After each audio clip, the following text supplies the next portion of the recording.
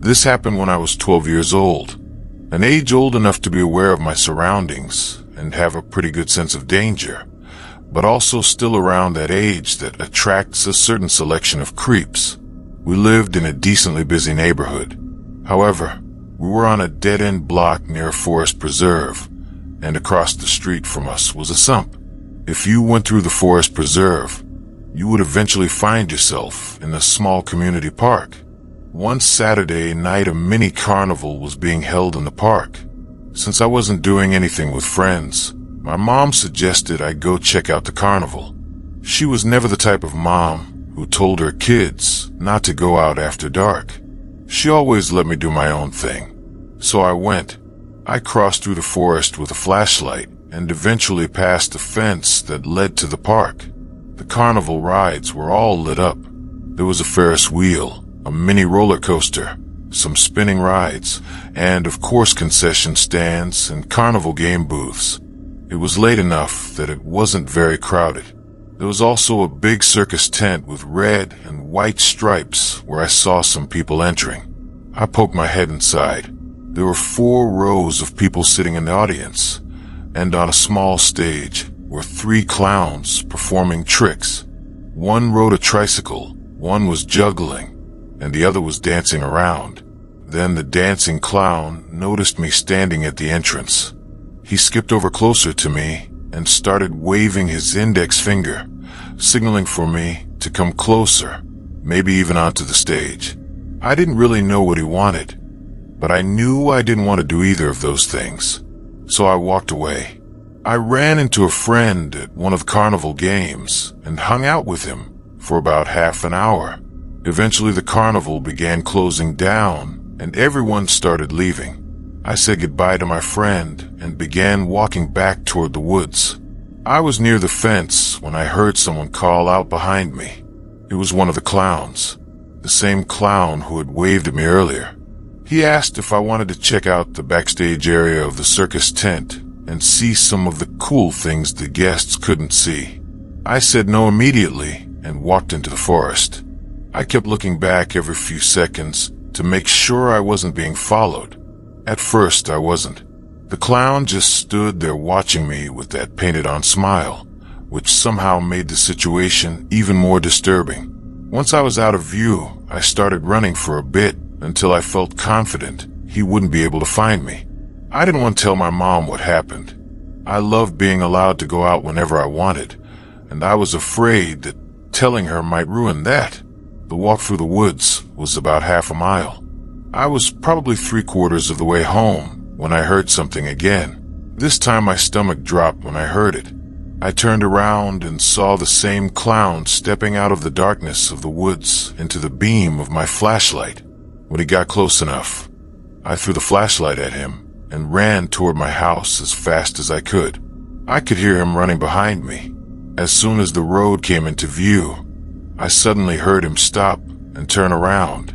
When I got home, I was breathing like I had just run a marathon.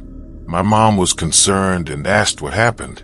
I still didn't want to tell her, so I lied and said I jogged the whole way back. After that night, it never came up again.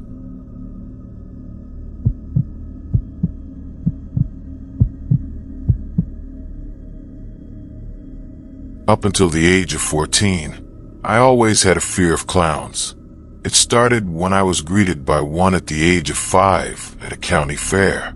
One cold Tuesday night in November during break, my parents were on vacation and my sister and brother were out for the night.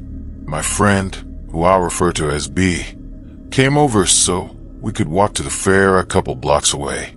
The fair was set up in a big empty parking lot. We walked around for a while and played some carnival games. Eventually we ran into a clown. He didn't speak. He just smiled, bounced around a little, and made silly hand motions. He looked more like a mime than a clown, and every few seconds he seemed to inch closer to us. B and I laughed. B even patted him on the shoulder before we walked away. That was weird, I told B. That was more creepy than weird, B said. We started walking back to my house along the quiet neighborhood sidewalks. That's when we heard footsteps behind us. We turned around, but didn't see anyone. This continued for a few minutes.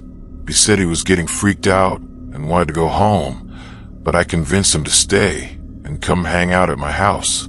Honestly, I was scared too. We were pretty sure someone was following us. When we reached the front of my house, I started digging through my pocket for my keys. I had 3 different keys on the keychain, and it was hard to see which one was right in the dark. That's when he nudged me and told me to turn around. There was a clown hiding in the bushes of my neighbor's yard, staring directly at us. As soon as he realized we had seen him, he stepped out of the bushes and started walking toward us. I panicked and started trying each key one by one until the door finally opened. We rushed inside and slammed the door shut. I called my parents immediately. They told us to grab something to defend ourselves with and hide upstairs. We went into my little brother's room and looked out the window. The clown was standing in our driveway, staring up at the exact window we were standing at. It looked like he was waiting. I quickly shut the blinds and both of us ducked down on the floor, breathing heavily and panicking. After about 10 minutes we looked again. He was gone. At least we thought he was. For all we knew, he could have been hiding somewhere on the property the entire night. I'm just glad we made it home when we did.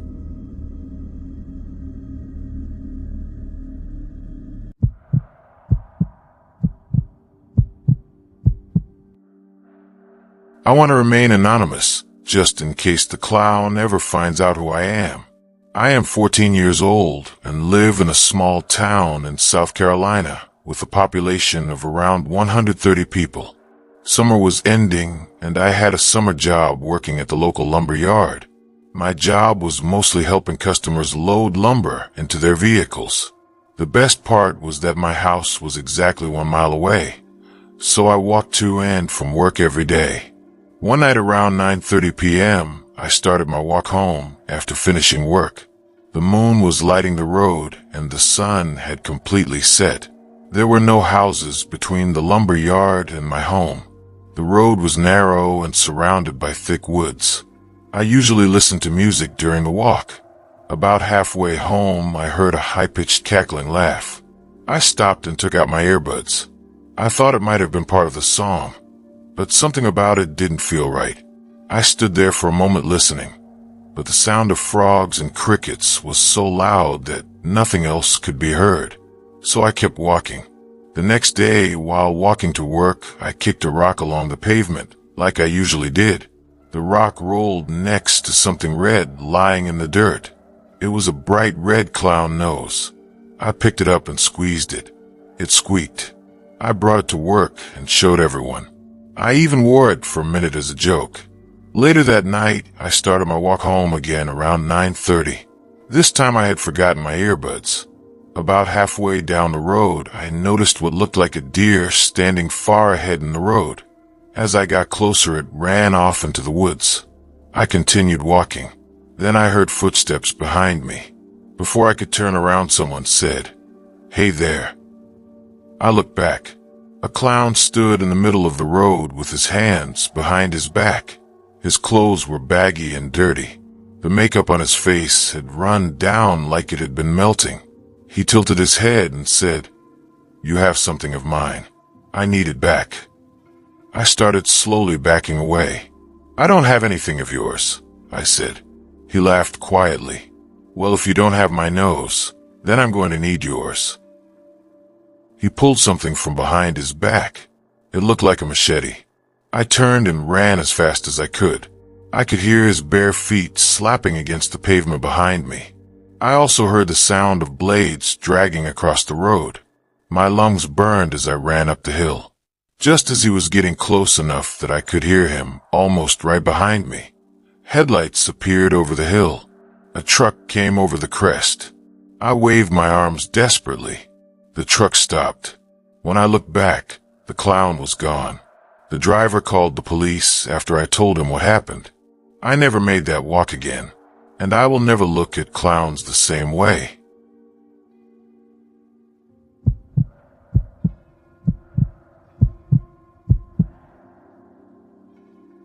A few years ago, I worked night security at a large furniture warehouse in Texas. The job was mostly boring.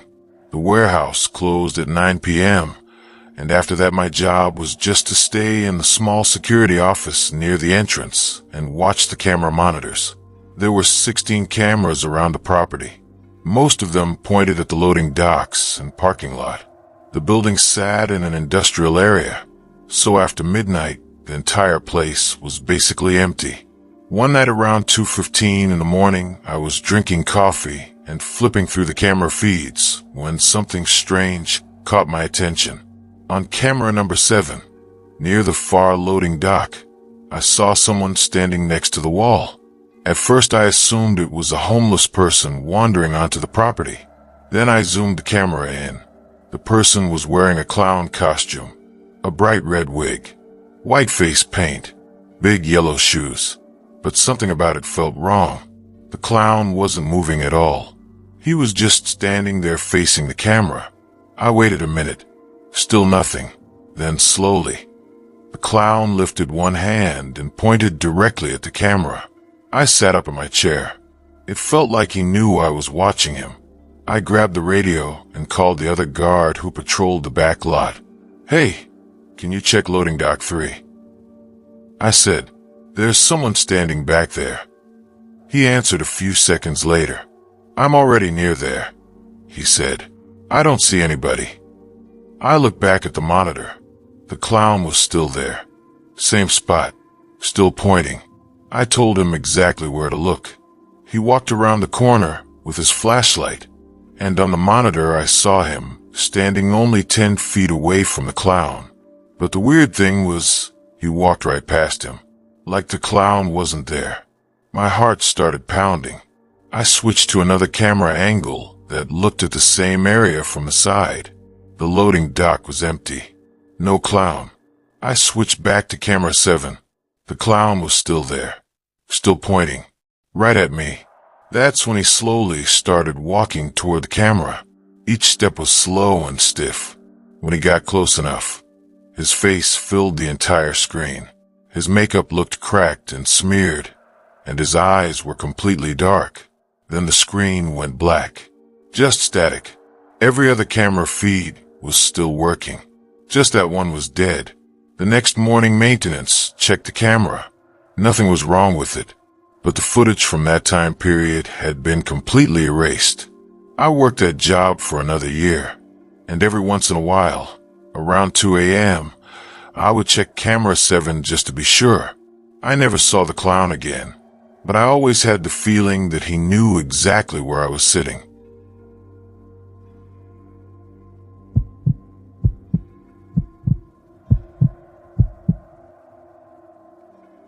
This happened when I was 17. It was during my senior year of high school in a small town in Ohio. My friend Mark and I both had part-time jobs at the same grocery store. We usually worked the late shift together, which meant we would get out around 11:30 at night. Mark had a car, but most nights we didn't drive straight home. We would usually stop somewhere nearby just to talk or mess around for a while before heading back. Across the street from the grocery store, there was a big storage facility. It was one of those places with long rows of metal garage doors where people keep furniture, tools, or random junk. The place closed at night, but there was never any real gate blocking the entrance. One night in late October, we walked over there like we sometimes did. The lot was quiet and dimly lit by a few tall yellow lights. We were sitting on the curb near the first row of storage units, just talking about school and work when Mark suddenly stopped mid-sentence. He looked past me and said quietly, "Do you see that?" I turned around. About 50 feet away, near the end of the row, someone was standing in the shadows between 2 storage units. At first I thought it was just some random guy, but then the light hit his face. He was dressed like a clown. Not the bright, colorful type you see at birthday parties. His clothes looked old and faded.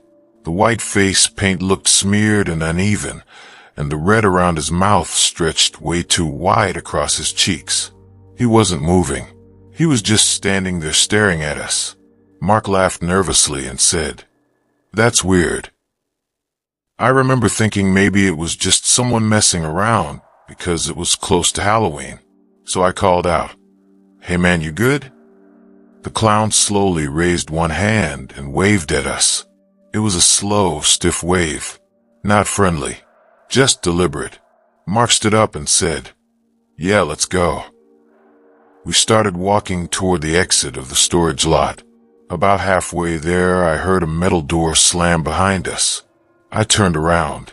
The clown was no longer standing where he had been. Instead, he was walking down the middle of the lane between the storage units, toward us. He wasn't running, but he was moving fast enough that the distance between us was shrinking. Mark said quietly, "Don't look back again." We picked up our pace. I couldn't help it though. I glanced back one more time. The clown had started jogging. That's when we ran. We sprinted across the empty parking lot and jumped into Mark's car. He started the engine so fast he almost stalled it. As we pulled out of the lot, I looked back one last time. The clown had reached the entrance. He stood there under the streetlight, breathing heavily, and he was holding something long in his hand. It looked like a crowbar. For weeks after that, we kept expecting to see him again when we got off work, but we never did. The strange thing is, a month later the storage facility owner told police someone had broken into 3 units in the back row that same night. None of us ever went back there again.